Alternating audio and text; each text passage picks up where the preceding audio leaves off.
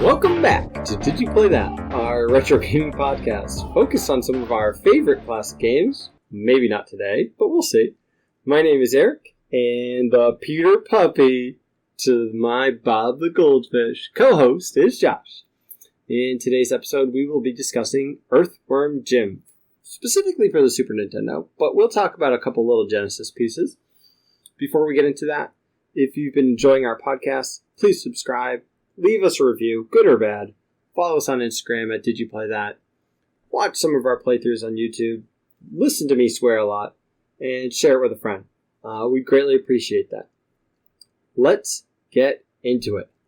Groovy! Josh, how you feeling right now, man? To be just a little bit dramatic. I don't think overly dramatic because I feel like this is also just factual information, but I feel like this game took a piece of my soul, to be honest. So I'm not feeling super great, but let's get on with this. Okay, let's. I feel like we are both going to be negative Nancys throughout this, but let's talk about some of the other things before we really dive into this game. Did you know that this was a cartoon? No, I did not. You didn't? I might have as a kid. Okay. I completely forgot that as an adult, though. All right. So here's knowing that I've talked about Mega Man the cartoon and that it's free on YouTube. I have watched the first two, at least recently, episodes of Earthworm Jim. They're humorous. They've got the same voice actors that you would recognize and know, anyways, which is always nice to kind of relive that. But the cartoon is really funny. The game itself is funny, and there's some pieces about that we'll talk about, but the cartoon, if you get a chance to watch it, I know everyone who's talked about Earthworm Jim always brings up its intro and for the cartoon. I don't think we're going to do that because we're not going to dive into the cartoon that much. Okay. So it's not the same as the burp intro to the game itself? No, it's got some different intros. It sings like an Earthworm Jim and just something. I don't remember what it does after that. I've never played Earthworm 2. Have you? No. All right, I haven't either. I don't think that I want to. We're being honest. I don't think I want to either. Have you played the 3D one? No, just this one, which I never... I owned it, I believe. And I think, if I'm remembering correctly, it was I would play it, I would hate it, and I would leave it for a while, and then come back and be like, all right, like, I'm going to do it. I'm going to stick to this game. And then, nope, I would just play it and hate it again. And so I never got very far, even though I owned the game. Okay. So there's a 3D. It's on the N64 and I think on the computer. I don't remember. It's definitely in two places, but the N64 is one of them. It's the N64 is like what's quote unquote referred to as like the death of Earthworm in my like humble kind of opinion based off of what I've seen on the internet. Well, he lived too long, in my opinion. They made a revamped they revamped it so that they could play it on PlayStation. I think it was on Wii. It came out on a lot of different things. I think the one thing that I really, really want to truthfully go investigate, I do want to investigate the 3D version. I've heard bad things about it, but I want to investigate it, to be personally honest. It came out on it didn't. Jim comes out, and he is one of the fighters in Clay Fighters 63 1/3. Okay. And that's... Okay. I really want to see that, and I think he would be a great character for that type of setting. I think he's got a great character in general, but I think that's where he might be best. So there's a lot of different things that it came out for, eventually was out on, and there's a lot of different versions, surprisingly, to my opinion. I want to, before I keep going, I want to go, and our friend Taylor, I had asked him before, I had asked a bunch of my friends if they had played this before, and his statement was, great game. And I was like, can you just kind of go into detail? And he's like, it's been forever, but I just remember the game being one of the hardest platformers out there that wasn't a Disney game. Now, again, we're going to talk Aladdin. I don't know about you, but the only Disney game that I think is really that difficult is Lion King. And then he also went on to state that the advertisements were legendary. And those were the things that I feel like I remember. Do you remember any of the advertisements? I don't remember them. I knew they existed. And I do remember it being funny. Like, I know that that's definitely a big piece to it. The game's just frustrating. Yeah. There are some, so we'll talk about these things, but then we're diving into this game after this. So there was a commercial. It's a grandma who was, reading a bedtime story, and it's about Earthworm Jim, and, then she's eating worms. It got banned. Yes, okay. I do remember that. It got banned in certain places because the worms were too realistic. And I'm not going to lie, I watched it earlier today. It's hilarious. And those are the things that make me wish Earthworm Jim, the game, was better. Yes. Because the humor in this game, the out-of-the-box thinking in this game, is just so amazing that when it comes to the game itself, I'm so disappointed.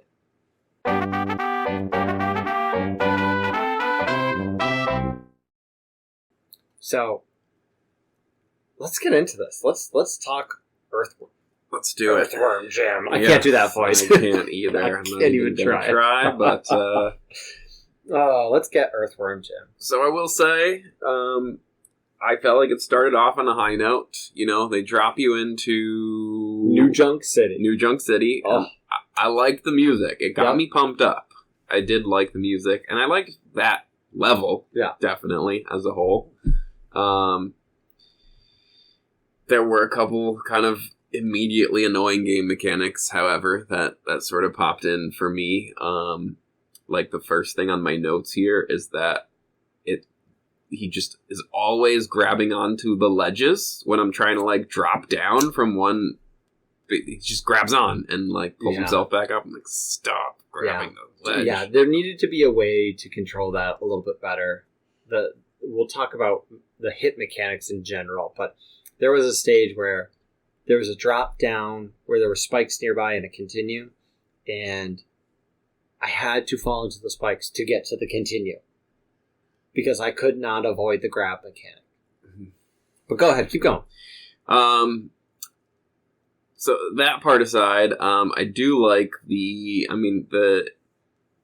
options you have weapons-wise. Your gun, or whipping your own head, is definitely funny. It's so much fun. And I liked, using your own head as a grappling hook. That was cool too. Other than the fact that there was no aiming it. It was the one.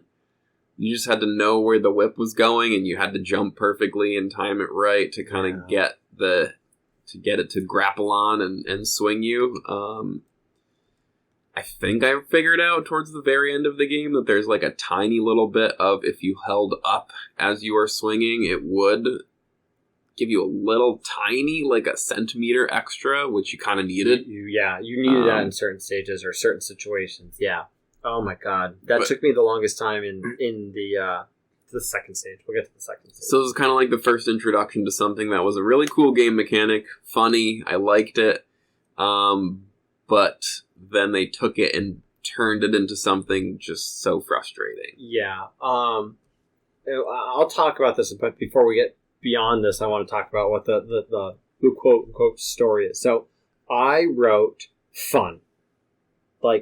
Caps, exclamation points. I had a lot of fun. And I literally wrote, this is why people like the game. Mm-hmm. It gives you a crazy level where you're jumping around on tires and you're fighting a robot trash can and the boss of the stage is vomiting fish at you. There's so many great, random, weird, but out of the norm things that make this fun. Yes, I also noted the first boss hacking up fish at you. Right? Also funny. And the cow launch, just randomly. Did it even do anything? It does nothing until the end. And that's, if you've never played this game before, then you know nothing about it. And that's probably the best place to just leave it, is play the first stage and leave it. Yes. I literally wrote after fun, this is why people like this game. because I didn't like this game.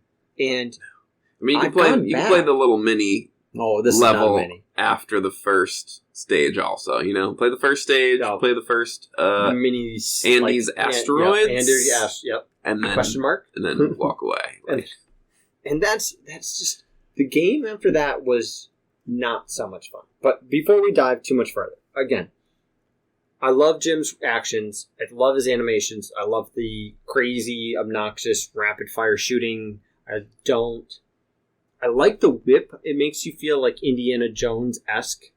I like this stage. I like this stage a lot. There are so many fun things with this stage. Like, it's not overcomplicated. There's no insta-deaths. You get owls galore when you fall into spikes or you get bit by a dog or a crow or whatever. And the animals that attack you or the things that attack you are reasonable and funny at that time. Because a crow attacking a worm or like a dog biting your butt, like they're funny animations, they're funny little interactions. Definitely. And even the boss fight had, its own mechanic to it. The guy's dropping tubas at you and he's throwing up monstrous fish. And you have to, at least I whipped, I don't know if you have another option, but you whip the box onto the spring. No, this is crazy for like a boss fight. Yeah. But like the boss animation and what you're doing, it was just so out of the norm. Right? So before we get too much farther, the big thing I want to focus on and that we'll come back to is the story in this game does not ever happen in the game. It's all based off of the manual. And I don't know if the manual connects directly to the cartoon or not. Right? But the manual states, a small renegade ship escapes from the evil queen. That's it. That's all you know about this queen so far. With a stolen, ultra-high-tech, indestructible. It's indestructible super space cyber suit on board. During a frantic battle with Psychro, who I didn't know who that was until late in the game, the renegade and ship are blown to smithereens, and the suit falls to a strange planet called Earth. Jim is struck by the falling suit, and by sheer luck, rests safely in the suit's neck. Suddenly, the ultra-high-tech space particles in the suit set off a radical light-speed evolution, and we witness the birth of Earthworm Jim. Now, do they mention the queen's name at all in that? At that point, no. Later in the manual, they do bring up what the queen's name is. All right, I won't mention it now then. So it then, not that I want to talk about the manual too much. It talks about the options, the difficulty. It does have a lot of humor in the manual. Mm-hmm. Like if you read it, it talks about the difficulty, and there's practice, normal, difficult, and it talks about that. It talks about you instead of calling him Earthworm Jim, you call him EWJ, and like little funny things like that. And references the game itself. So I enjoyed the manual. I mean, it was funny. It was good. Yeah, I guess I have to start, we just talked about this, not necessarily releasing these in order, but for us, this is podcast number 5. Yeah. I have not been looking up the manuals. I try to avoid them until after. Okay. I never realized, I guess, just how much information was in there that's just not in the game itself, because that's obviously not really a thing anymore. Manuals don't even exist. Yeah. I'm surprised by how much information is forced into the manual. I feel like they could have fit it in other ways or brought it up in other ways, little cutscenes or something, and they just never did. Yes, because I played this game without the manual. You read it afterwards, and I had no idea. There was no connection from one level to the next. In between each level, you're racing Andy's Asteroids. Do you know who you're racing? Well, I think... Is it Psychro? It is Psychro. Okay, the whole game I thought it was just a chicken that was called Andy. Yeah. That was I don't know who Andy is. And I didn't know what the... I kind of felt like he was supposed to be the final boss, I guess, because I was like, we see him in between every level. Like, are we getting to the point where eventually we duel? Like, yeah. So you didn't lose to him. I did not lose to him. So we finished stage 1. We finished New Junk City, the best stage in the whole game, the best adventure in the game, and the only reason to play this game. You then, in between every single level, get a quote-unquote Andes Asteroids. Which I also enjoyed. I liked the Andes You Asteroids. did? I feel like the first 2 or 3, I was like, this is fun, this is kind of entertaining. It had a Sonic... I'm trying to remember which Sonic game it was, because I didn't grow up with a Genesis, so I never really owned or played these that much, but I played with a friend. It had a Sonic-esque thing, where there was a Sonic stage where you could do, like, this, like, half pipe and, like, run back and forth, kind of like this. And it was the bonus stage, I think. Yeah. So it felt like that, and I liked that a lot. But I feel like come the 3rd, 4th stage, I was starting to be like, eh. And then the one time I did lose, and you have to fight Psychro, I was super annoyed. Okay. How's that? Again, I never had to fight him, so... No. So what happens if you win, if you beat him to the end? You do, like, the whipping action, like a cowboy with your head, lasso, and then your head is a lasso. You roll on to the next stage. If you don't beat him, and before you go to there, so you do the lasso, and then you get the groovy. Yeah. Groove. Well, I didn't realize until one of the last stages that you could keep mashing the button, and he would say it multiple times either. Which I did for the like you say, it's fun for like a couple levels, and then just like pressing like let's go get to the next part, smash the start button. Like let me get through this torture so I can move on. Yeah. So you fight Psychro. It's not a super complicated, but I feel like with all of the bosses in this game, like you never really know what you're supposed to do. And by the time you know what you're supposed to do, you've died multiple times, or you are pretty much dead anyways. Yes, I feel like that was a big theme in this game in general, which is, I think, part of my big frustration with it. Yeah. Because as I've mentioned quite a bunch, we're playing on the Super Nintendo Mini, so I get the save states. I don't know how to beat this game without a save state. I think this is one where you just like... Stage 3. The way that Stage 3. That's where it's... The way that I played as a kid, where I kept, like, I would get frustrated and take a break from the game, you have to sit there and play it until you beat it, because it takes, like, a memorization aspect, I felt like. Like, you had to know what was coming, or you weren't going to survive. Memorizing in this game is a necessity. And I get that sometimes, especially with these older games, like, you need to kind of know what's coming up next. There's that trial and error phase, but the trial and error was so frustrating in this that it got to a point where it was just the trial was no longer trial. It was error on error on error on error, and it was just like, oh my god. Yeah, it was just die, and then next time try not to die. There wasn't like you kind of messed up here, but you can backtrack for a second and regroup. It was die and hope that you have enough lives and continues to make it to the end of the game. Yeah.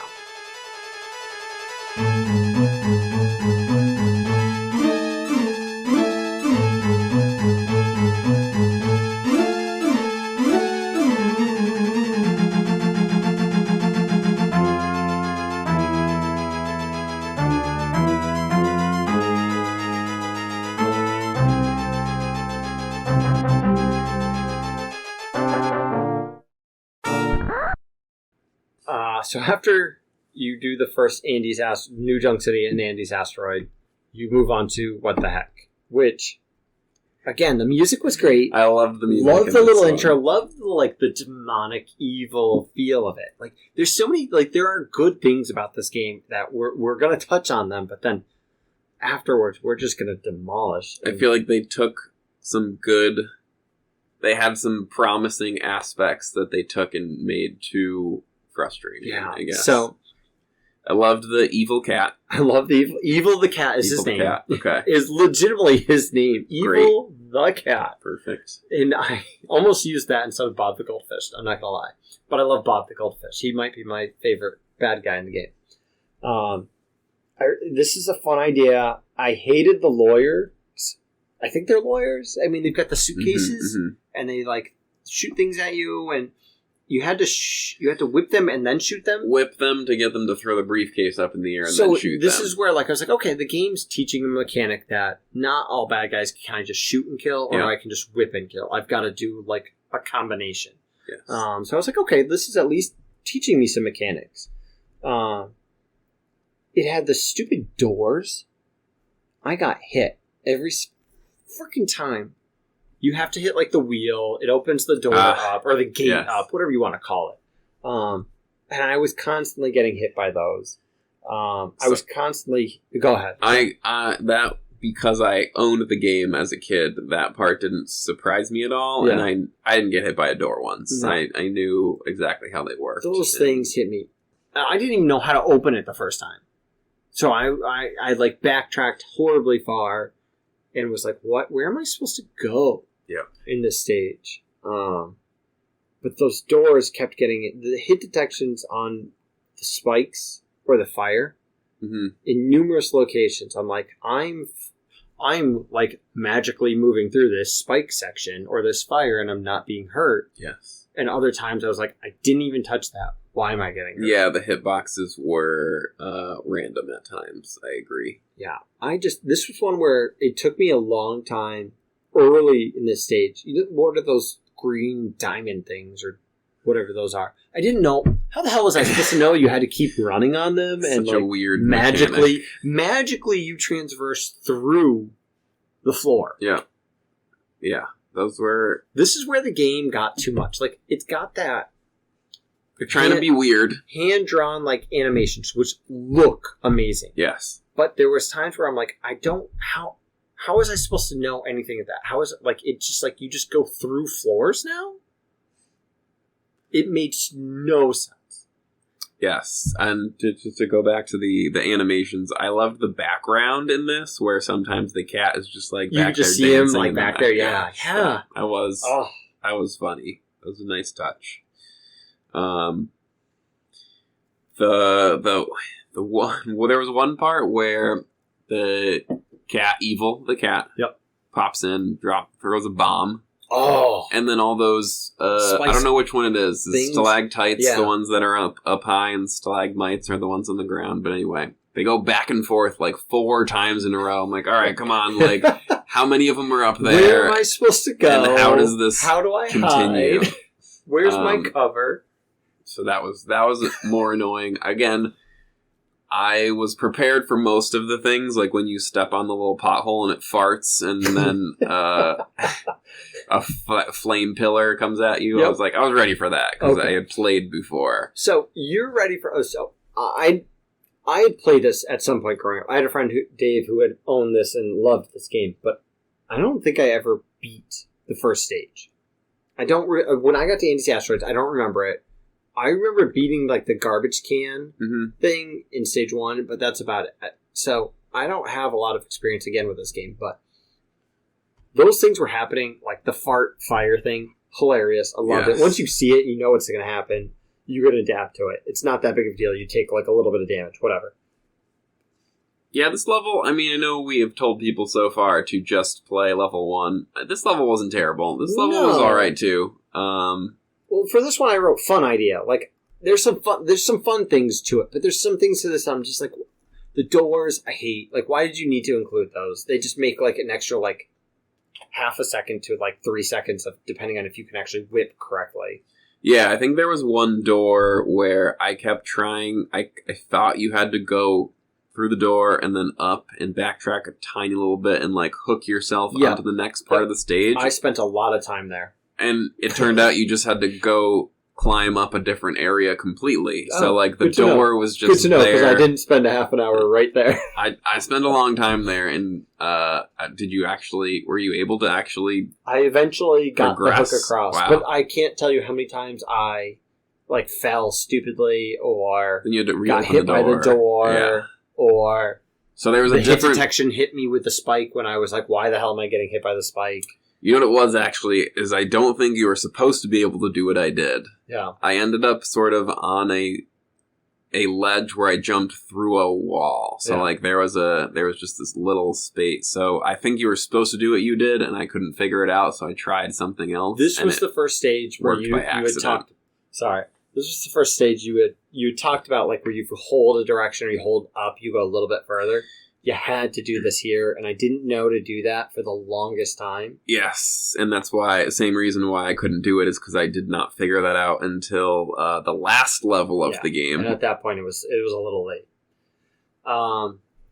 I don't know about you. I liked the first half of this boss fight. Like, you fall out of your suit or something. Yes, and I was like, I didn't know what was going on at first, and I was like, what the fuck? Where's my suit? Like, yeah. And I was like trying to just find it and get it, and you can't. Funny idea. But again, there's so many good ideas, funny mechanics in this game that make it memorable. But, like, they just don't stick and hit in the end. Mm-hmm. And this was one of those hitbox moments where I was like, I am jumping over the fire. Yep. I'm not hitting it. Like, Yep. I don't know what is going on. Like, the first time I played it, I just jumped over everything really easily. Yeah. And I don't know what. I think I only had one hit left, so I took it at some point, and then I had to restart. Yeah. And then the second time, I just kept hitting the fire. I was like, I did this perfectly the first time, and now all of a sudden, I'm hitting the fire every time. Like, what is going on? So this is where I also started learning that there was significant difference in certain hits compared to others. Mm-hmm. So once you get past that and you get back to your suit, you actually fight Evil the cat. And I hated this boss. I died a lot. This is like where the frustration really kicked. So when you get hit by the cat, it does like 10 or 20 damage. Pulls your pants down, zips around scratches you. Funny, disappears. Another funny and animation. He comes out of nowhere. There's no like lead up of like all you have to do is shoot him. Like you can just spray in every direction, and as long as you're not like holding down the shoot button, he'll jump out. But it's random. He could come from left to right, above you to like top left, top right. No way to anticipate it. It's random. Mm-hmm. So he does like 10, 20 damage. If you hit him and take a hit by the fire, it's only 5 damage. I'm like, what the fuck? Like, I might as well just, like, I don't care if I get hit by the fire, because when I land, he's already jumping at me, so I don't even get a chance to shoot at him. Mm-hmm. So I pretty much learned that I was, like, better off to just take a hit from the fire and just start spraying my gun. But this boss fight, this one, the frustration started. Yeah, this was another one where I was just lucky in the fact that I had played this as a kid, so I knew. I mean, the cat definitely got me the first time. I couldn't figure it out quick enough, but I beat him on the second try. Just remembering, Died a lot. He mostly came from up high. The only time he got me was actually at I had one more hit to go. He had 1 life left, so you got to hit him 9 times. He's got his 9 lives. I liked that mechanic. Yeah. So the 8th time I hit him, as I was jumping over the fire, he jumped out again. Yeah. Like, that had only happened that one time, and I don't know if it was just because he only had 1 life left and he was getting harder, or if that was just a random... Because I feel like I was holding the shoot button and he wouldn't jump out at all, and I'd be like, okay, well, like, I'd start spraying, like, to the right, and, like, up and to the right, and, like, above me, and, like, trying to just, like, spray somewhere in case, and I'm like, what the hell? It seemed relatively random. So yeah, I didn't have too much. I enjoyed this boss fight still, once I remembered how it worked. I was ready to quit the game here. Yeah, that's where I was. After you beat Evil the cat, you do another anti-asteroid. I think it's technically supposed to like build in difficulty, so I think these get a little bit harder. There's a few more asteroids. There's more, like, if you don't get the boosts to get ahead of him, or if you don't get the, like, shields to hit him, it's a little bit easier to lose, but it's still not very difficult.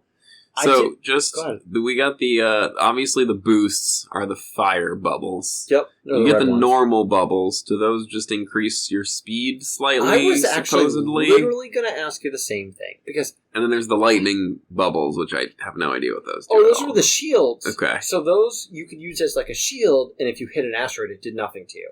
Did you have to press any button? You had to. I think it was A. Okay. I hit A at least. Okay. So that's why I never used them. I grabbed them and never used them. Those were nice because it protects you against the asteroids. And then if you were missing, and I was pretty good at, especially later, missing the boost.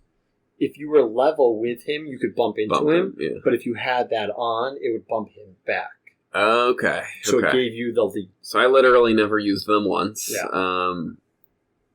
I did bump him into asteroids a few times. I got lucky with that a couple times as well. But I don't know.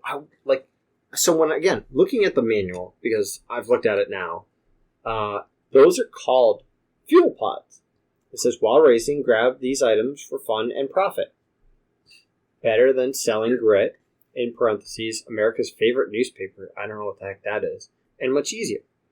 You don't need fuel, and you can't buy anything. Yeah. So that explanation didn't make any sense Nope. to me. Like, it was one of the items, and it's one of my comments of, when we talk about this game, you use your head as the whip, and you use like the machine gun crazy kind of thing, but you get the occasional plasma. Like, Just the one shot kill most things. And I was just like, I wish they had included some, especially after just playing Marvin missions, where a game like the low expectations in that game made it, like, part of the reason it made it great was like, you have all these different weapons. Oh, this is cool. Like, I like this one. I like what this does. Or at least that you saw the plethora of ideas there. Mm-hmm. This was just like, no. It was also, not that I figured out, at least, I don't know if you did, once you got that special shot, the plasma, whatever, you couldn't change it. You just had to, the next time you shot, you were going to use it. So you had to, like, whip your head a bunch of times, hoping that was enough. More likely to just take that shot and just move on. Yeah. It's just, it is what it is. And I'm only thinking, I didn't really recognize this playing it through this time around, but I just feel like I remember as a kid, the bubbles just made you slightly faster. I think that's why you collect them. The normal regular I mean, bubbles. like, I know he takes off right away. It had that Mario Kart mechanic where you could never technically just, like, run away from them. Yeah, if you hit an asteroid too late, that's it. You're going to lose. Yeah, if you hit it early, you're okay. Yeah. You'll catch up. So there were some times I was just like, especially late in this game, where I was just like, I'm not fighting you again. Because you could fight him technically in between every stage. And I'm like, no, I'm not doing that. And he just magically catches up to you when you do get those boosts. So. And when you go from one level to the next in most of the game, and all the games we play, you kind of reset your full health, whatever. This game, your continuation from the pre. So if you have to fight him in between, you're using ammo. You're probably losing some life, some health. Like, you'll show up to the next level with 10% health if that's where you left off. I mean, not a terrible mechanic. Like, it makes sense. Mechanic. It makes sense. I really wish you did get. I wouldn't mind the ammunition. I think I wish you got full health again. I think that's the big thing. Because there's times where I'd start a level, I'd be like at like 5%. Yeah. And it's like, I didn't even enter the level and I'm dead. So. Yes, I was reading a little bit on the fandom, Earthworm Jim fandom. It describes this game as a run and gun. And I felt like I spent most of the time tiptoeing. If you run, you're dead. You're just going to run into things. Things are going to run into you. Like, it'd be very slow with this game. So I have this like written down to make sure we talk about this. In the manual, it's got hints and tips. Okay. And one of the first one is try not to stay in the same place too long. As a moving target, Jim is a lot tougher to hit. I feel like as a moving target, I struggled to hit anything. It hit me a lot more. You can't shoot while you're jumping in the air. And when I stayed still, nothing ever, like, things were where they were. They didn't really move too much. Yeah. I inched along. Yes. More so than I did in Bubsy. Oh, yeah. Oh, yeah. So much more than I did in Bubsy. All right.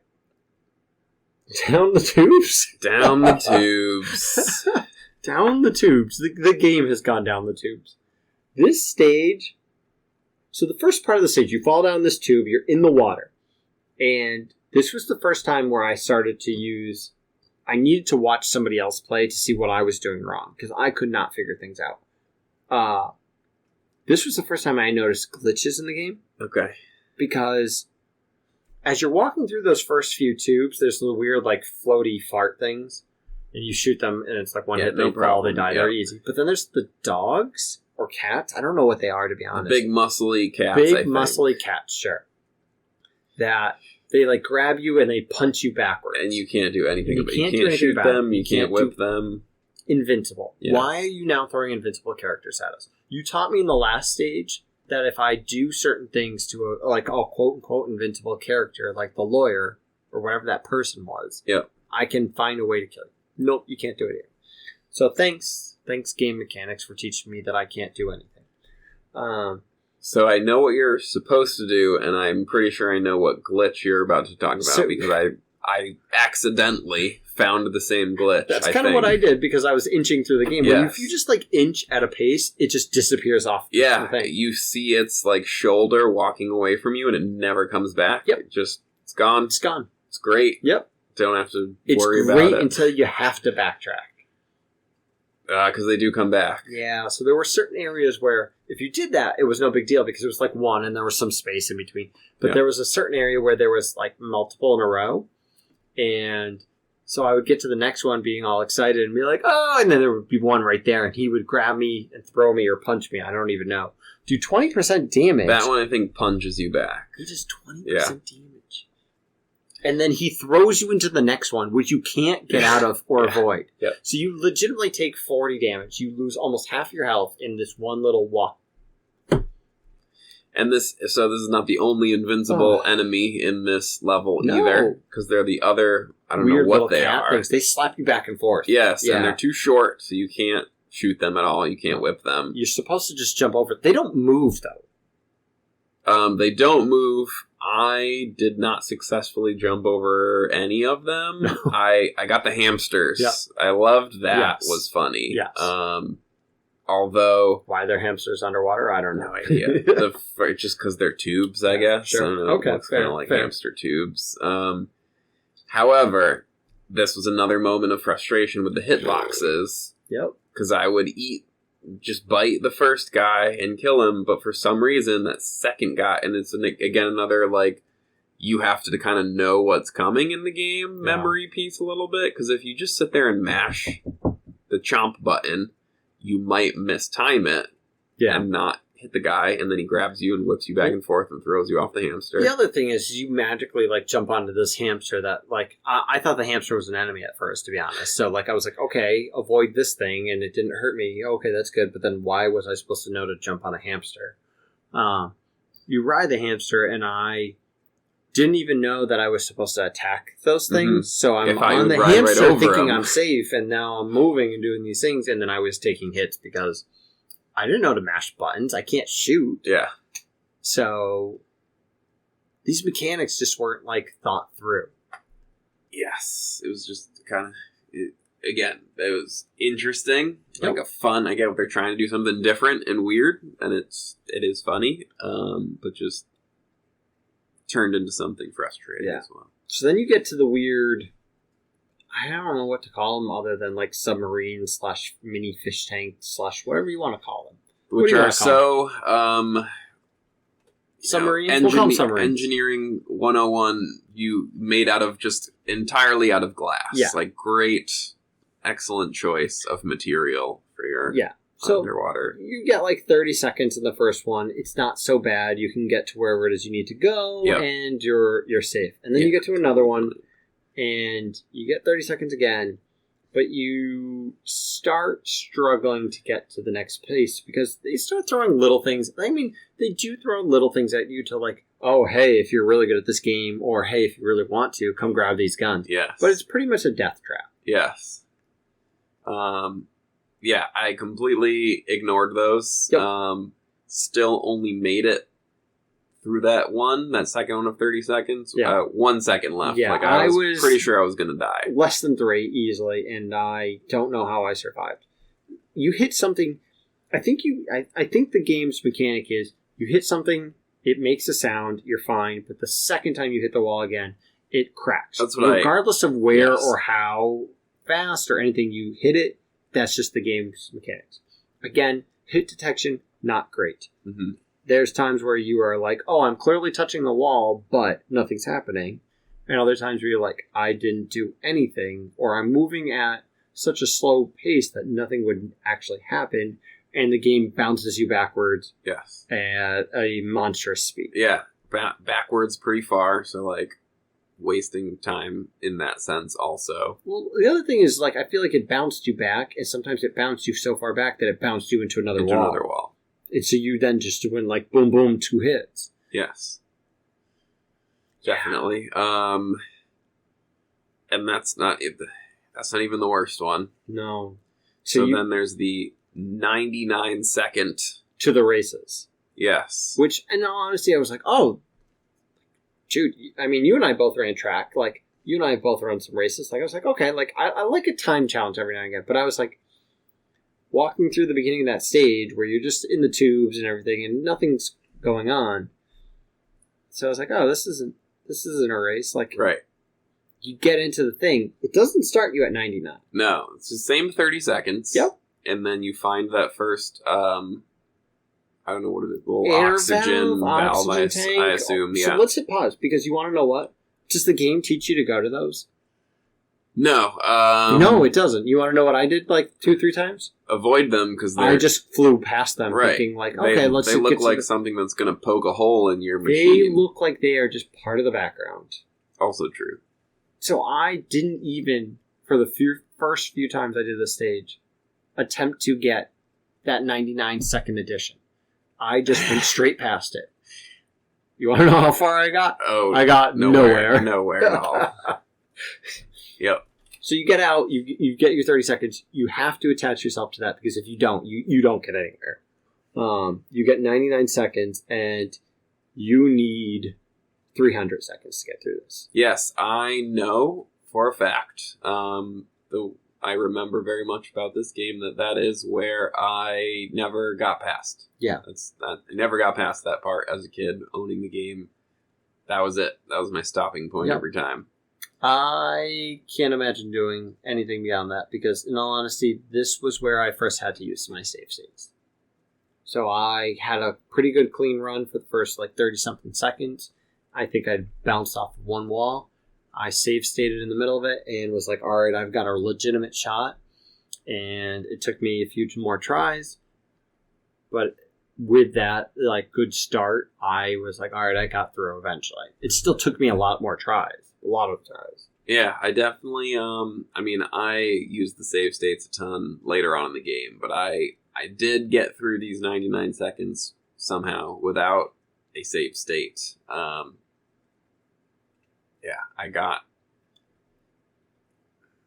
to the point where they start having the lights when you're really close to the end. There's those little lights, and I was like, oh, I think those lights are where I can park. Yep. So I got to the first light. I got just past the first light and ended up 1 second left. So I was like, all right, let me try to just drop myself down, and maybe if I go down on the light, it'll be where you can dock. And so that was just the first light, and I was like, there's 1 second left. There's 10 or 15 of those. Oh, so I still wasn't even that close. I needed to get there with you needed 15 at least or 20 seconds of work still left. So yeah, that took, you really had to memorize the route, and you had to hit it correctly. Yeah, you had to somehow not crash into the walls. Yeah. This was the first time I had to actually walk away from the game. And I frustrated. I don't mind getting frustrated. I don't mind rage quitting, those things. But this was, if I did not walk away, I was never coming back to this game. This was the first time. We play the game. We don't really communicate about it at all. We just show up and do the podcast. Yeah.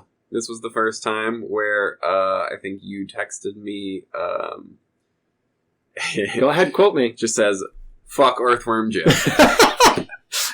That's how I felt. That's still how I feel. Yeah, this game. Oh, that stage. Yeah, that's where it was. It was. Yes. There is nothing fun in this stage, other than there's one small thing, and it's literally the last half of a second, where you get to the end, you get to the boss fight, and you push Bob the goldfish in his fishbowl off of his pedestal. I think I just whipped him. And that's it. It's done. He cannot attack you. He cannot move. He cannot do anything. You can jump over him and, like, there's nothing beyond there to explore. But, like, the instant you touch or shoot or anything, he just falls over and dies. Yeah, like the 99-second trip in the submarine is the boss fight of this level. The boss fight. I was very confused when I was like...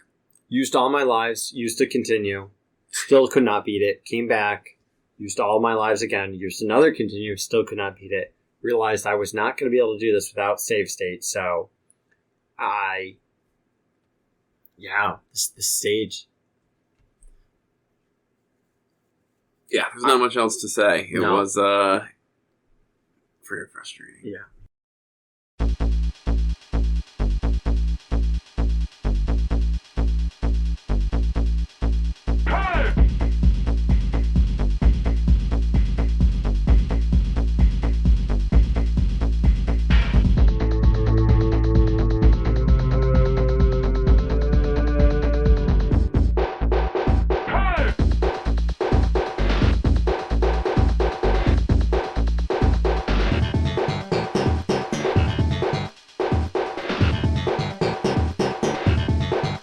You Andy the asteroid up, and hopefully you make it past the Psycho.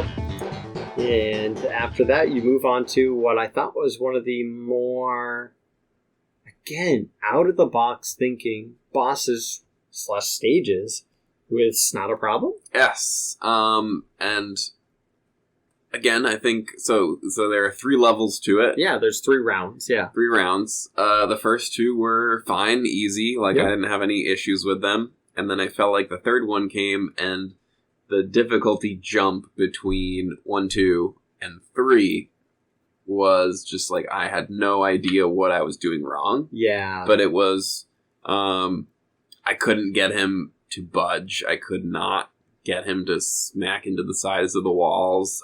This was the case where I had to go look at someone else playing this game to figure this part out. Yeah. So I'm not gonna lie, I did have a lot of fun in the first and second round. Like, it was different. It was so different. The animation for it was awesome.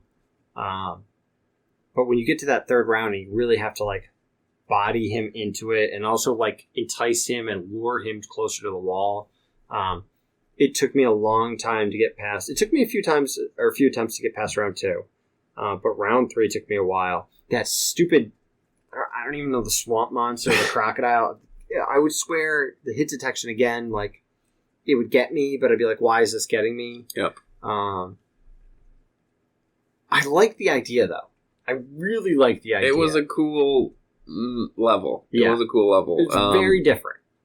I did not realize until I watched someone else play that you could entice him, like you said. He sort of followed you around. Yeah. So I was trying to stay in the middle, thinking he kind of like was picking a side. Yeah. And then I was going to try and body him closer to whichever side. Yep.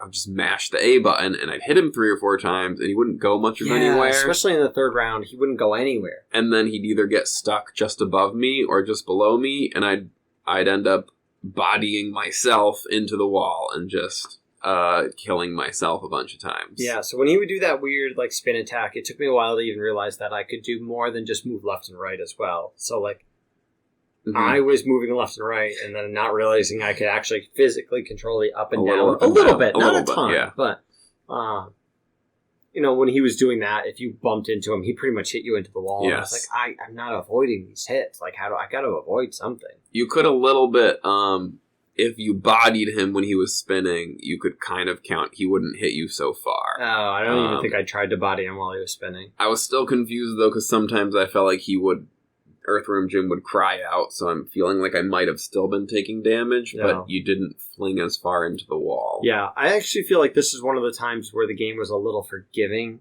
and if you hit the wall, like, you could hit the wall, like, and do the ow, ow, ow, like 3 or 4 times, and really only take 1 hit of damage. I really don't know what the actual damage amount was, but, like, I feel like there was times where I was just, like, rocketed into the wall, and I was really not taking a ton of damage. Yeah, I figured out the same as well. The wall was less damaging than him, I guess. The booger, the snot, whatever. Yeah. Oh, he has a name. Hold on. He's in the manual here. Major Mucus. Major Mucus. Interesting. It looks like so the swamp monster is Mucus Phlegm Brain. Yeah. It's counting on you to get too close to the pool of snot. Yeah. That thing hit me far too many times. And the one hit kills, like, this is where, again, some of those, like, annoying deaths, and we'll talk about those as we kind of continue, because I feel like it showed up more and more.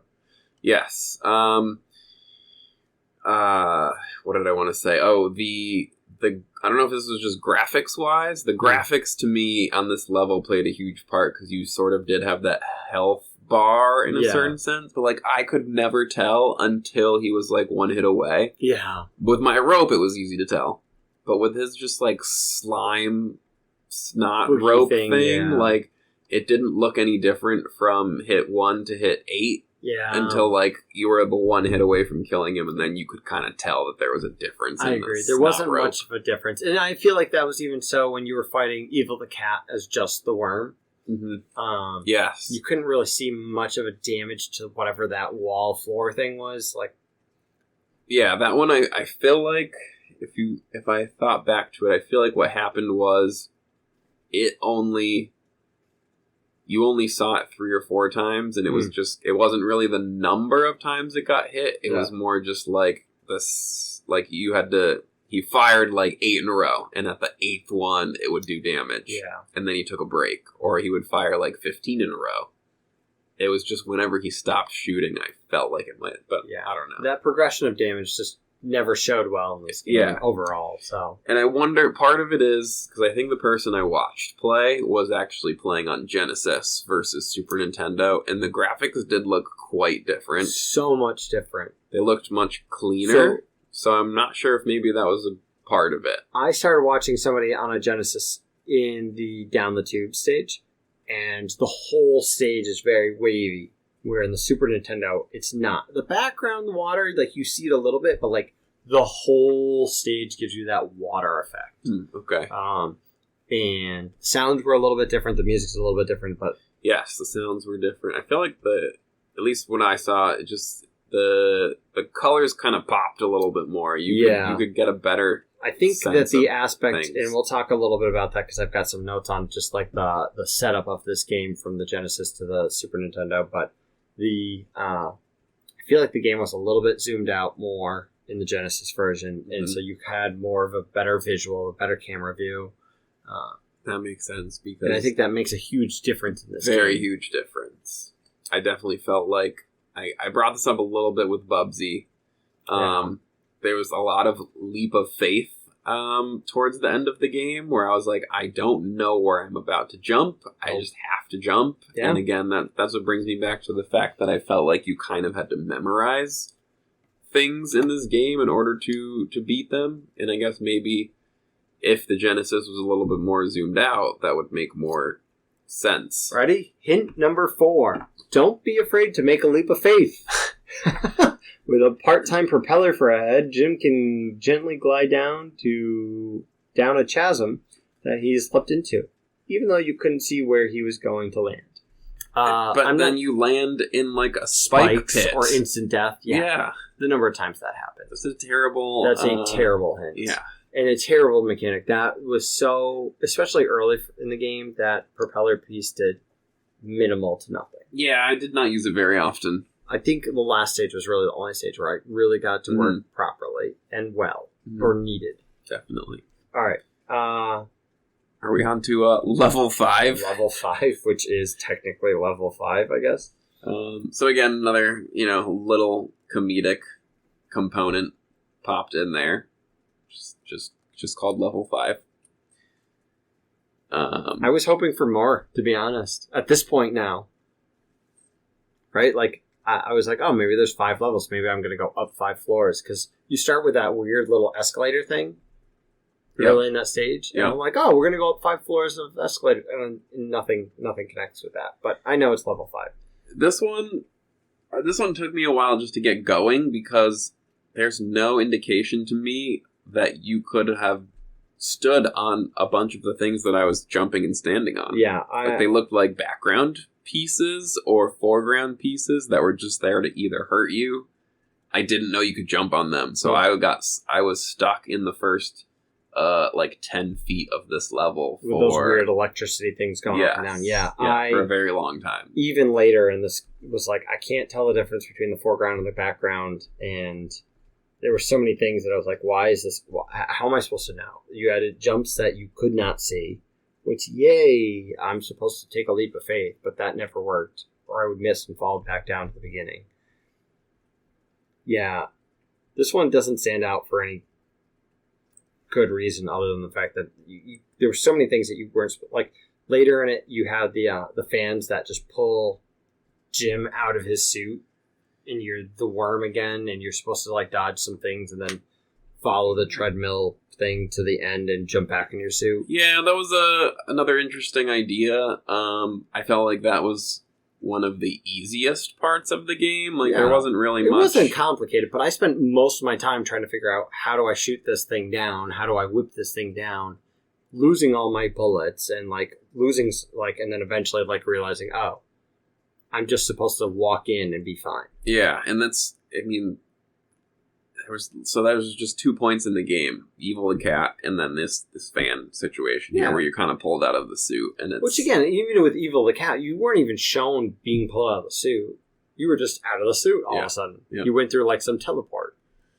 Actually, before you get pulled out of the suit in this level, the thing that I kind of wanted to talk about was you end up in this cage at one point. Fuck that. What is the, is there a way to, again, things were happening, and maybe this is a Genesis thing, where if it's zoomed out a little bit more, I can see the things coming? I can't imagine. In the Super Nintendo version, at the very least, there was not enough time for you to see the things that were coming, and you just basically had to hope that you had enough health when you jumped into the cage. Because you're gonna get hit. Yeah. So there's no way not to get hit a bunch of times. I took a ton of hits the first time, but thought that I saw a pattern near the end of it. Got to the second time where you go through that cage, which I tried to, put this out of my memory. Thanks for bringing it back up. I did recognize that there's kind of a pattern. It's got they come from the left and then they sweep down at you, or they come from the top right and they sweep down at you, and then they come from there was a little bit of a pattern, but not. I still took a shit ton of damage. Yes, and that was where I was kind of, at that point, I was like, this is the worst game. I don't want to play anymore. It's unfair. You can't, there's nothing you can do. Fun. Not fun. In memorization to an extent, but this is not good memorization. Yeah. I don't even know. What's the boss for this stage? Let me see here. Because I feel like this stage was this the Professor Monkey for a head? That would make sense. There were those monkeys that were on the chains. Right, those monkeys were... Yeah. The robot chicken?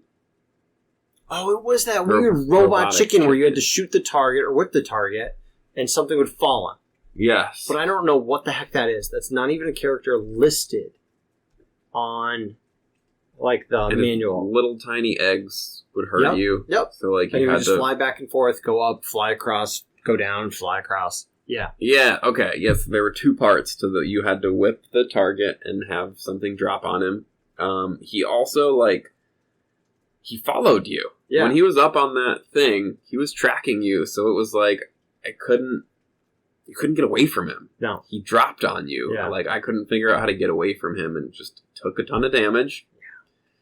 And then in the second, and then you do whatever you do to kill him enough that then the floor drops out, right? Or you just, whatever. Yeah. And now you're just dropping down this pit with spikes on either side, so you can't get too close to the wall. You gotta be trying to shoot him, but then again, randomly he'll just bump into you, and I feel like there's no defense. There was nothing in that stage. I just felt like I was I was just spraying my gun randomly just and rapidly. hoping that I had enough health to survive long enough to kill him. There was nothing, no strategy, no nothing you could do in this that was thought-provoking or fun. It was just spray and pray and hope you have enough health. Yes. I definitely fully felt that, just hoping I had enough health there. So, fuck this stage. Fuck this game. You do another Andy's Asteroids. This is where I actually learned. Do you know that you can just straight up die in Andy's Asteroids? Nope, didn't know there was a health bar. No, there's no health bar. Oh, I guess. How do you die? I guess I ran into two. I think I ran into 3 asteroids, and you just died. Which at this point I had not run into a single asteroid. Like somehow I had managed to avoid all of them. Yeah. I ran into 3 in this level, and just it brings you to that white screen with the popping noises, and you just die. So didn't lose to him and have to fight him. I just straight up died, lost life. That might be better, to be honest. So, so yeah, that's my side note for that particular Andy's Asteroids.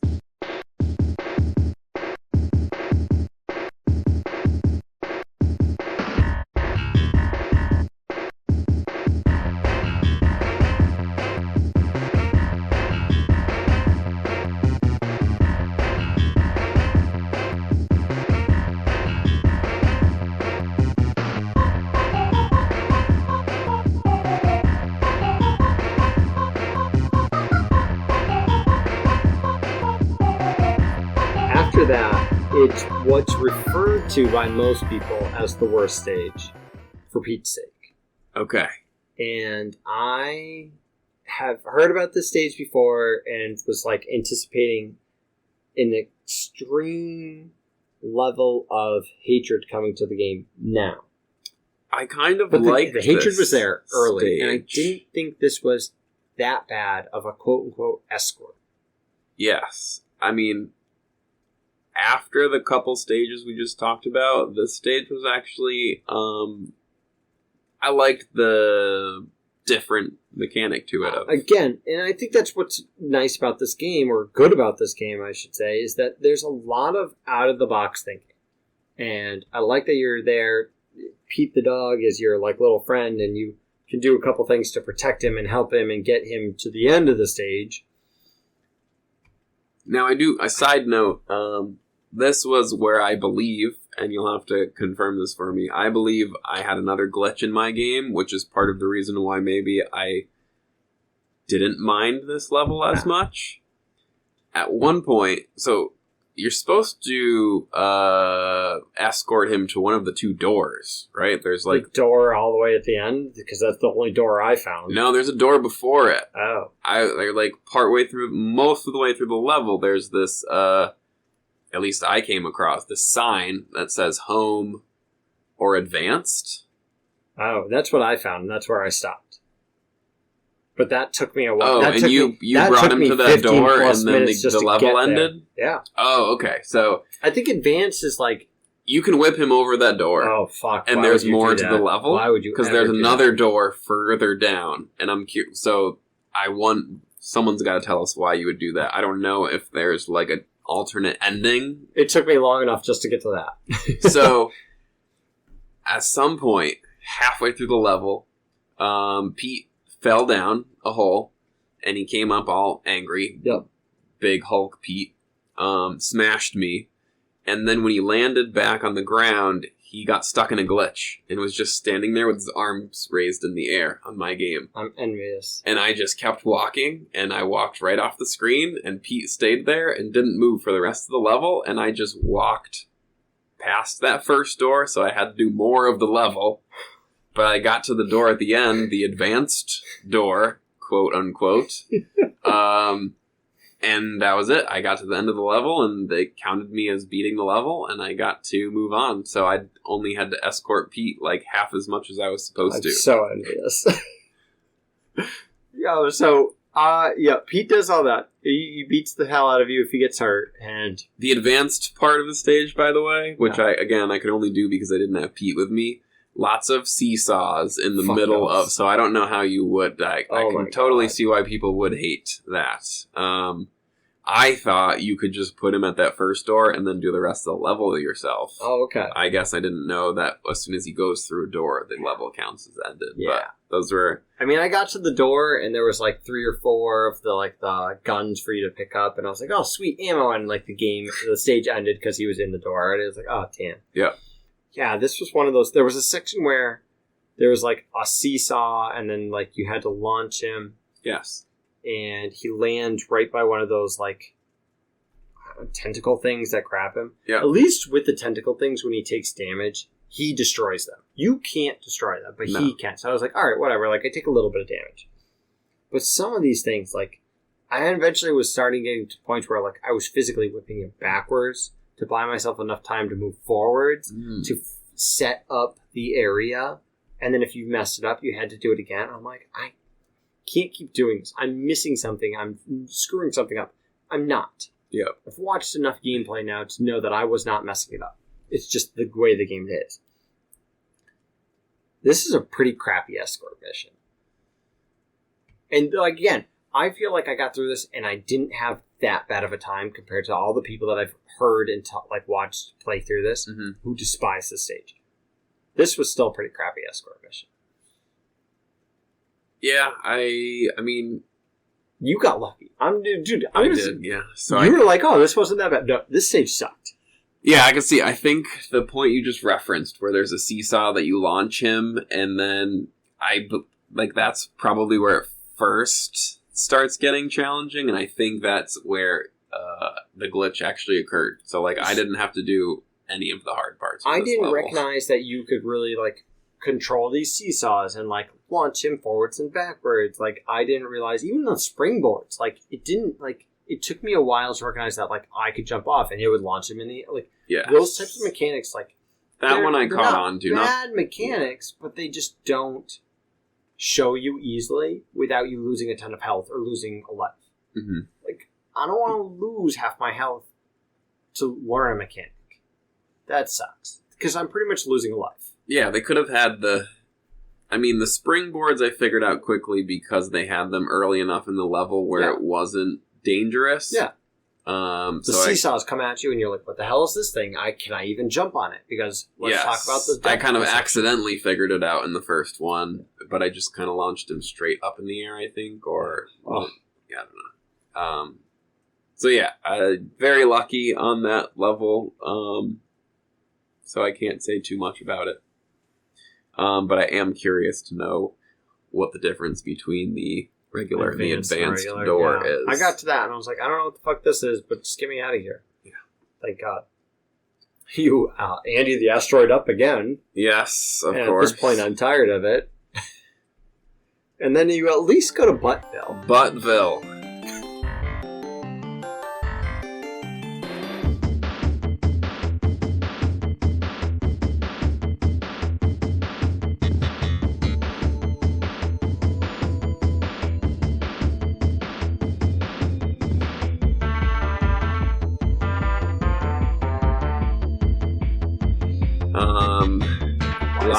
Lots to say about Buttville. I don't see many butts. I don't see one butt. So, here's basically what I imagined at this point. Yep. And it kind of, especially getting to the final boss, this sort of made, I don't want to say confirmed my theory, but made me feel more confident about my theory. And this was also where I was trying to figure out what was the story to this game. Yeah. I imagined that you were inside a butt. Oh, that's not a bad thought. The background. Honestly, I thought you were in like a brain because like the electricity was like more of like nervous system. It's like the nervous system in the background. I was like, and so the final boss is this slug worm. Like I was like, this is a tapeworm. Yeah. Oh. You are in a butt fighting a tapeworm because you are an earthworm and you're like, tapeworms give worms a bad name. Fuck you, tapeworm. So really, and we're going to talk about the stage before we really dive into this final boss. The final boss is referred to as the Evil Queen, pulsating, bloated, festering, sweaty, pus-filled, malformed slug for a butt. Slug for a butt. Again, the humor in this game is phenomenal. There are some things in this game that I want to take it and put it towards something else, and I can't. So, you're in what we think is a butt in Buttville. Yep. A very sick butt. You got the tapeworm and just spikes everywhere. Spikes everywhere. That was a very uncomfortable ceilings sick that butt. you can magically grab, but there's never been a time where you could grab these things before. I think they're a little hairy. Yeah, they're like they tiny look, little purple hairs. I jumped at them the first time and was like, I accidentally hit B again trying to do the helicopter mechanic and just dropped to the floor. And Spikes. To get out of the spikes is like you have to take 3-4 hits at least. You're down there for a while. So that sucked. It brought the whip mechanic into play to actually move yourself vertically in the stage. That's where I finally learned that if you hold up, you move a tiny little bit further higher up so that you can hook onto the next. Yeah, and it took me a while to get the mechanic, but once I did, and again, if this mechanic had been in stage 1 or 2, maybe 3, not a bad thing. It's a fun little mechanic. It could have been cool. It should have been a lot cooler, but it's in a point in the game where it should have already happened. And you can't learn it easily because if you fall, you land in the spikes, or you have those weird undying bees that come and attack you. Mm-hmm. So it's a good mechanic that should have been introduced earlier, and it wasn't. And just at this point, it's just fuck this game. Yeah, yes. We need to go back for a second. Oh. We're talking about part 2 of Buttville. Oh, yeah. Part 1. Part, yeah. You just jumping to your death. You jump and you helicopter yourself through this tunnel of spikes. Impossible spikes to dodge. Yes, and the way that I don't know about you, but the only way I beat it was by getting super lucky because most of the time when you hit one spike, it just threw you into more spikes, and that was it. You couldn't get out of that cycle of spiking. You were done. I landed on a spike and somehow got propelled into an area where I was lucky enough to get to continue my helicoptering motion. And it was right before the end. So like early in it, early part, or at least parts of it, it's not that bad because like you can helicopter and you have some space to work with. Yes. But there are little like tunnels / pathways that you have to go down. Yeah. That are so small that if you are not like the perfect pixel, the game does quote unquote hit you again with this awful hit detection. Yeah. And then you go bouncing all over the place and you pretty much just bounce to your death. Right, which is just another, brings me back to one of my main points of this game of just being like, you have to memorize the correct pathway. Not just memorize, you have to perfect that pathway. And the way to do that is by dying a bunch. So you have to show up to Buttville with enough lives to perfectly figure out and execute the correct, I don't know if there is more than one correct pathway to actually get there or not. Yeah. Again, I got to Buttville with, I think, about 2 lives, and I used my continue at that point. And I don't know if there's another way to get continues. I did. I got a second continue. I don't remember. Very early in the game, I don't remember how. But I did get one. Yeah, I don't know how you're supposed to get to continues in this game. I thought it was funny, like the can of worms, you're opening a can of worms. Like, okay, again, the humor in this game. Yeah, that was super annoying. Lots of save states. Once I beat it, I was like, oh, like you're lucky because if you take a certain path, there are some extra lives you can collect and all these things, which I actually walked away with more lives once I did figure out the perfect path and all those things. But that stage wasn't fun. So in the second part of Buttville, you're exploring, you do the weird whip action. Again, there's times where I have no idea what's in the foreground or the background. There's like lightning going on, and there's like bee things just like non-stop attacking you. Some butt lightning and some... There's so many things in the stage where it's just like, I don't know if I can grab it to jump up onto or not. You jump onto those weird basketball things, but you slide off of them. for no reason. Yes, and I think I saw, so watching your replay here, you got the save state up. You did the same thing I did, which was you just had to keep jumping on them. Yeah. I figured out at the very end, after I was and the very last boss, if you just go back and forth left and right a tiny little bit, you also stay on the ball without falling off. But again, no way of knowing that. No. Except by accident. Well, why is it that you're magically just sliding all of a sudden? I don't know. In this indestructible spacesuit, you can't just, stand still. Stand still. Yeah. Yeah, so you go through that phase of these little basketball things that you can jump onto. I don't know what these bad guys are. They're in the background at first. You just see their eyes. And then they come out to the front and they one-hit kill you. Chop you in half. Yeah. Your indestructible spacesuit. Not you. They chop your indestructible spacesuit in half. Thank you, Josh. Thank you very much. Because that's my point, that there's numerous times where this happens. And I'm not going to lie, the first time I found one, I never had it come forward for me to actually attack or do damage to or do anything to. So it was just there and I knew it was there, but I ran past it, had no issues.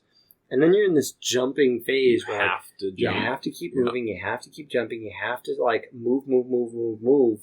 And there's no easy way to kill them because you can't shoot them to kill them, you have to whip them.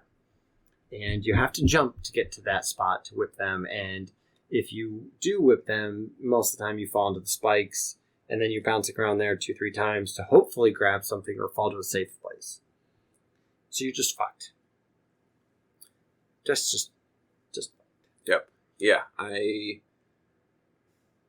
Definitely that spot was very frustrating. It took a long time to get past that. Died a lot. And that's right before the first boss of this level. Yeah.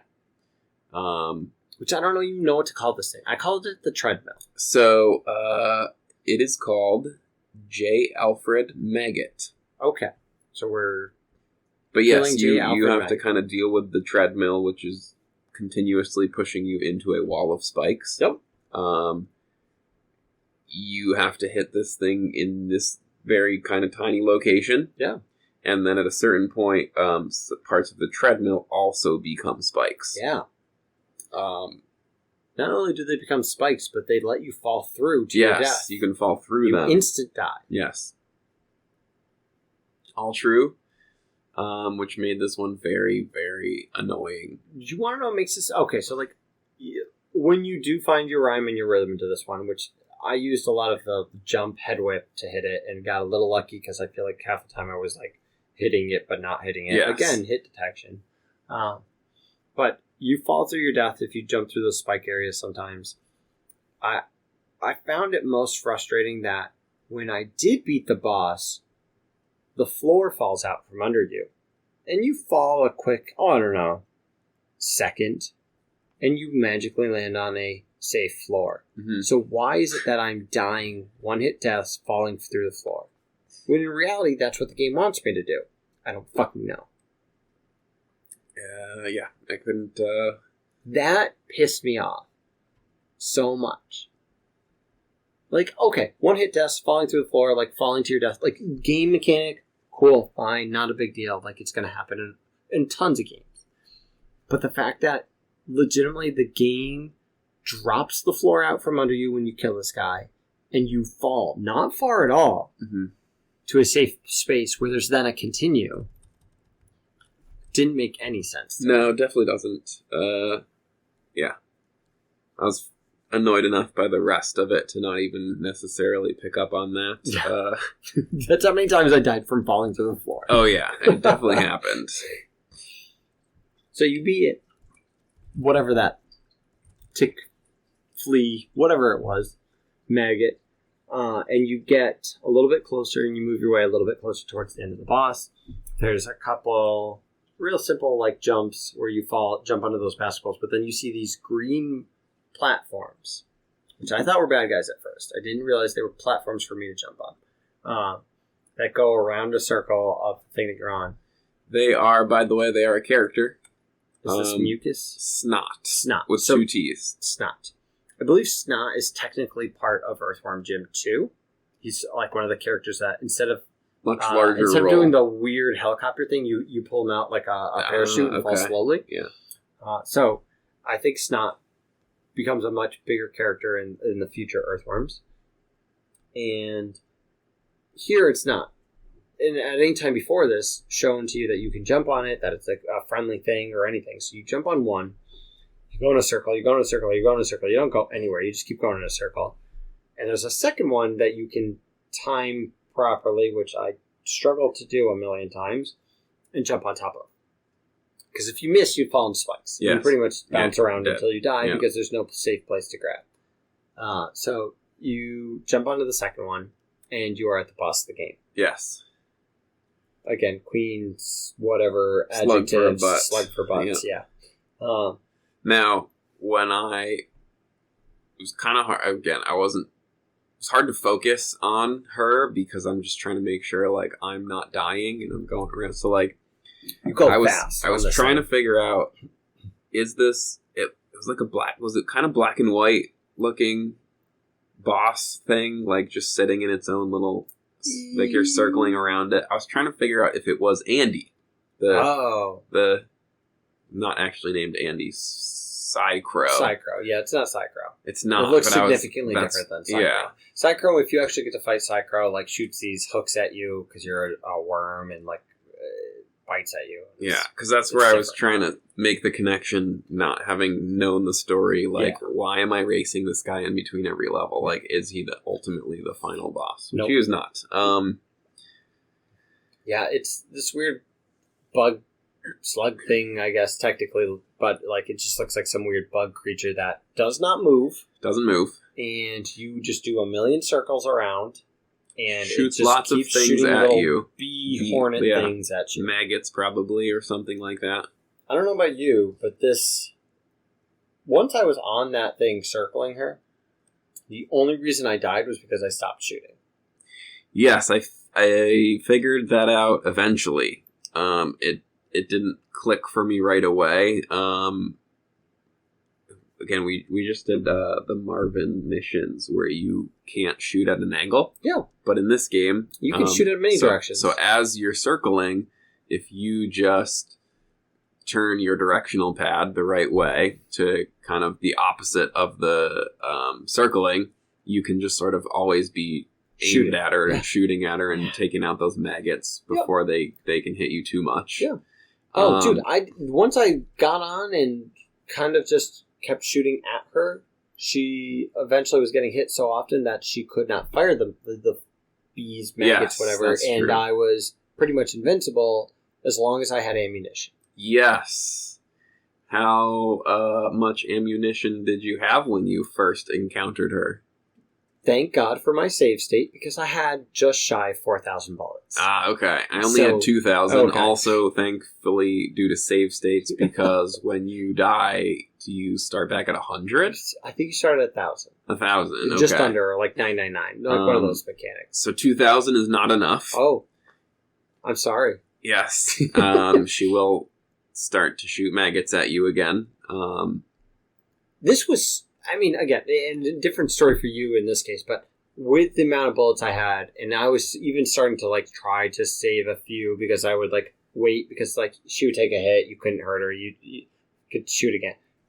I figured that out a little too late. Yeah. But yes. But I could have legitimately just held the Y button and just circled my D-pad and just beat this boss. And that's pretty much what I did in the end. Yes. So,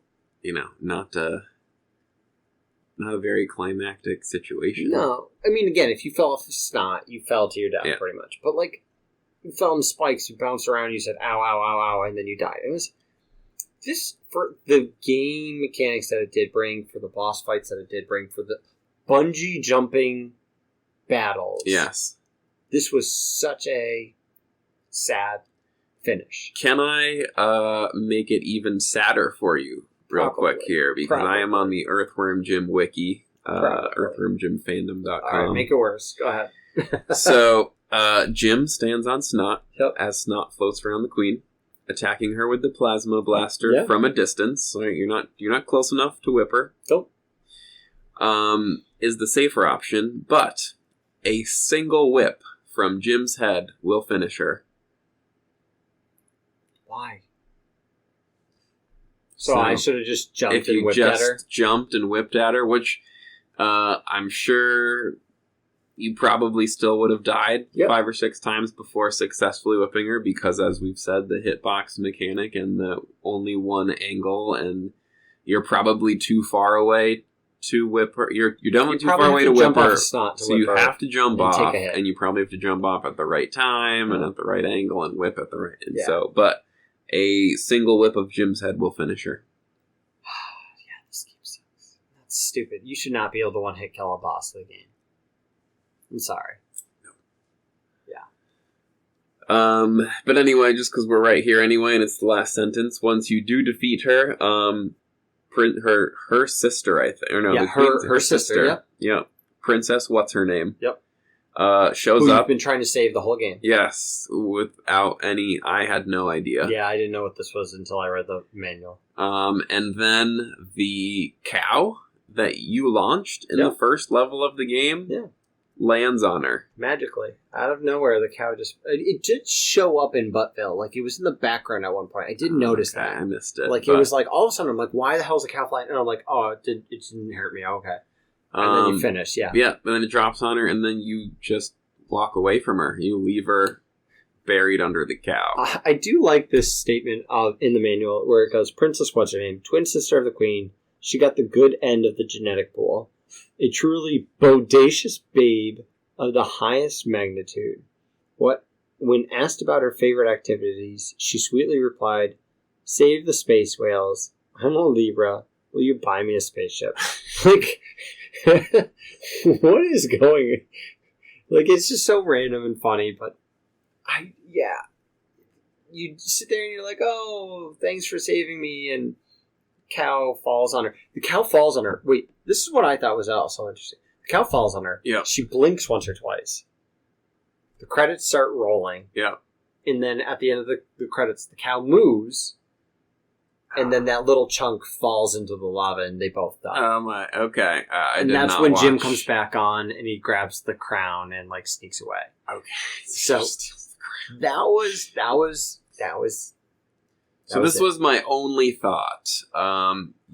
You in the for Pete's sake level. My only question, and again, I'm never going to play this game again and determine if this is true or not. So someone can comment in the comments or send us a message. If you do whip him to the advanced door, does it provide any alternate ending? And I don't see anything here on the wiki, so I don't imagine it does. Maybe I should look up the For Pete's Sake episode level real quick, but I don't think that does. What is the so all right? So one of the things I want to comment, because we both got the same ending. You get the credits. The cow and the girl fall in the lava. He steals the crown. The image of all of, I'm assuming, the people involved in the game with Earthworm, show up, right? Like there's the weird black and white picture, and it does the Earthworm Jim again, right? And that's it. And then it just restarts from the beginning. Yes. Knowing that I was looking at a lot of the other versions of this game, because I feel like it came out on freaking everything. It came out on Game Boy. I don't know how they played this on Game Boy. I guess that explains why they don't even use all the buttons. Yeah. So it came out on Game Boy and all these other things. So when they were making this, I don't know the reasoning, I don't know the thought process, but I was looking at this, like, I know why. They made this because the group saw how Ninja Turtles were doing as action figures and, like, the toy song, and they were like, well, let's make something that can do this. And they were inspired by how well Sonic was doing as a video game. They're like, how do we do both of these things? How do we make a cartoon out of this and get this all running to make money? Mm-hmm. Right? But when they got to the part of producing this, the Genesis wanted a different version. So they created, encoded, and tested a stage all within a day. Which sounds like you bullshitted a lot of it. Not that I played that stage. And that things like the Master System's not a console that I know a lot about, but I've heard of at least. The Master System, ended up with 4 levels, and they were missing a boss at the end of What the Heck stage. Right? Like, they just threw shit together. Well, it certainly comes off that way. I mean, again, the comedic parts are in there, and those are great, and you can throw those things together. The comedy, the animations of Jim and a lot of the bad guys, like, there's some great... I literally wrote animation / visuals. Oh my god. It's phenomenal for the 16-bit era. And we talked about the music less as the game went on, but, like, again, I enjoyed the soundtrack to the game. Oh no, also. the soundtrack was good. The first few stages, I feel like, because I was at least enjoying the game a little bit, it stood out, and then eventually I was like, everything in this game is just making me mad. Yes. Infuriating. But, right, like, I did watch a little bit of somebody playing a Genesis version. I thought that it was a little bit cleaner, a little bit better.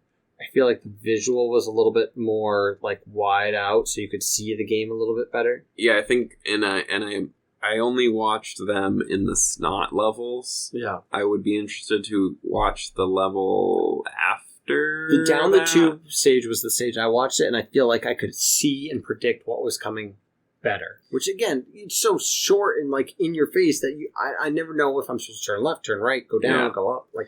The level with the, like we talked about, the electrodes that... That's level 5, yeah. Level 5. I would have been interested to see that one on the Genesis, because maybe it would have been more clear that there are those things in the foreground and the background that you could actually jump on.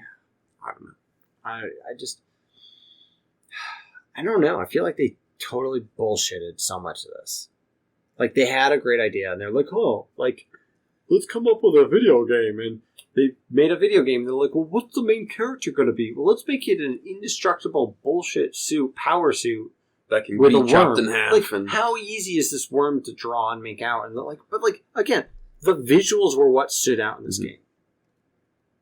Yeah, like, the animations Jim has, when he's whipping, when he's jumping, when he's getting hit, when he's standing still. Like, the animations overall are amazing. But the instant you talk about gameplay, this game just pisses me off. I don't think it's smooth. I don't think it's clean. I don't think it's like the hitboxes are atrocious the whole time.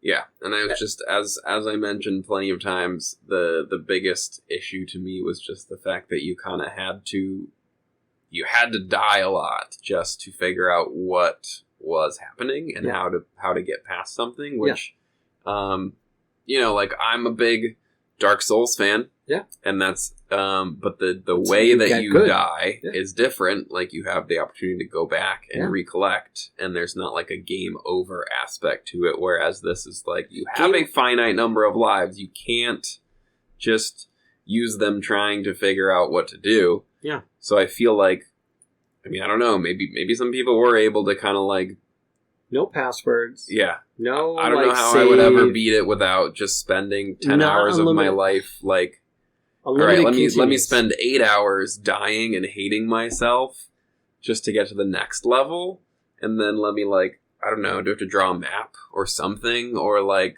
And it was like a pixel off. Like, you know what I mean? Like, these hitboxes, the, like, slight misjump or the slight grab that you meant and didn't get, or, like, these things that you didn't even know were in the foreground that you were supposed to be able to interact with. And there's just so many bad things about this. The boss, like the bad guys, like we talked about the lawyer, where like it teaches you to whip him, so it throws his like suitcase up in the air, and then you can shoot him and kill him. And then other stages where you can't even do damage to these guys. You can glitch them off screen because you can walk slowly, but if you take half of a step left, they're just right there and they're in your face, throwing you backwards, doing half your health and damage. Mm-hmm. There's so many things about this game. I don't know why people like this game. Yes, I was just about to say that. So, I'm like looking at the reception of this game. It's praised. It's praised. First game ever to receive a 100% in whatever Games Master magazine. 81% on Game Rankings, and the Genesis version is the highest rated version of Moby Games. 91% user score, 4.1 out of 5. I can understand the Genesis. I think the Genesis one has some better thing. It looks better. I can see that. It's got some better sound effects, in my opinion. A little bit better music. But we just did Daffy Duck Marvin missions. Yeah. Which I enjoyed infinitely more. Dude, I enjoyed Bubsy more. I would much... Like, we talked about Cool Spot, and I said I would probably not pick that up anytime soon and play it again because the replayability is so minimal. Yeah. I would much rather play Cool Spot. Yes. I knew what was going to happen. I knew, the fairness of the game. It wasn't ridiculous or crazy. Yeah, I'm glad we're on the same page here because I don't understand either the ratings. No. Someone's gonna have to let us know what still praised. What's going on. Is and again, I think it's only the comedy, only the outside of the box thinking that this game has, and just how outrageous some of these things were. At least in the stage 1, and again, I think stage 1 was great. Mm-hmm. It was, if you had more stages similar to that, it would be fine. The hitbox detection is not a big deal. When you're bouncing on tires, not taking damage, and there's nothing attacking you. But when you're bouncing on spikes and you get 3 bounces on spikes and then you're dead, fuck this game. Because you do that 90 times. So, I think we should rate it ourselves now because we clearly both very much disagree with these ratings that I've read. I want to add one of the other hints that this gets before we get into our rating, because this I think adds to it. Right? So one of the other hints is surrounding yourself with Earthworm Jim action figures, watching the new television show and buying anything with Earthworm Jim, the Playmates logo, or Shiny Entertainment's logo on it will automatically make you the coolest person in your neighborhood. Dude, that's the 5th quote-unquote hint in this list of almost 20 hints. Quote-unquote hints. Pretty shameless. This is just a money grab, in my mind. More so than Cool Spot. Yeah, that's funny. Right? Yeah. At least they were giving away a prize, supposedly, in Cool Spot. Actually, another thing. I looked into that to see if anybody on the internet, nowadays had posted anything about that. It seems like it might have been one of those things where nobody actually won, because nobody's posted anything about it, from what I could find. I feel like I saw someone saying they won a 5-year supply of 7-Up or something like that. I would take that. But, I would take that over playing this game ever again in my life. I would take a 7-Up over playing this game again in my life. For sure. I don't have a rating for this again. I got to the end and I praise the Lord. Not that I pray ever that I was done with the game. Yeah, that's I don't know how you would rate it either. I don't know. I'm just gonna say I give it 0 cans of worms. That's my rating for this game. That's how much I hate it. Here's my kind of final thoughts on this game. I always thought I threw my controller more as a kid because of just being immature. And now I've realized replaying this game that it wasn't because I was immature. It was because as a kid I played fucking Earthworm Jim. That's why I threw my controller so much and broke it, because I played Earthworm Jim. And that's all I have to say. 0 cans of worms for me. I give it... Yeah, dude, I will never replay this game. I will never pick this game back up again. Dude, I'm right there with you. 0. I can't.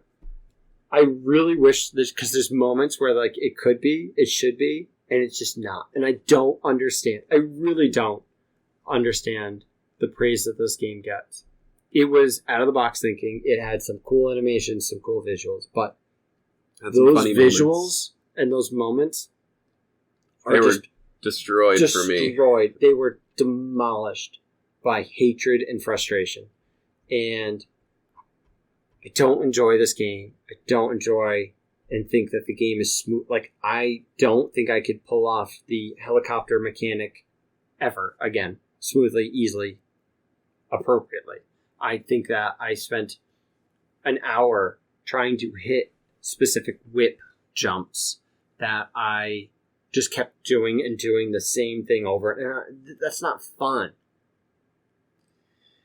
And so, now that we have talked about this game that we hate so much for 1 hour and 38 minutes, how shall we wrap this up?